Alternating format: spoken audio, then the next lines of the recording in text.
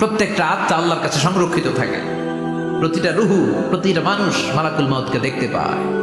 আপনিও দেখবেন, আমিও দেখব। মুমিনদের কাছে এসে মালাকুল মউত একজন যুবকের বেশে সাদা ধবধবে জুব্বা পরে সুগন্ধি মেখে মুমূর্ষু ব্যক্তির শিয়রে বসে বলে, ইয়া আইয়াতুহান নাফসুল মুতমাইন্নাহ, হে প্রশান্ত আত্মা, উখরুজি ইলা মাগফিরাতুল্লাহি ওয়া রিদওয়ানি, আল্লাহর ক্ষমা আর দয়ার দিকে বের হয়ে আসো। বলা মাত্রই মুমিনের আত্মাটা স্মুথলি বের হয়ে আসে। কাফান মিন আকফানিল জান্নাহ, হানুত মিন হানুতিল জান্নাহ, জান্নাত থেকে আনা সুগন্ধি কাফনের মধ্যে পেঁচিয়ে তিনি রূহটাকে নিয়ে ইল্লিনে চলে যায়। সরাসরি দেখে মালাকুল মউতকে।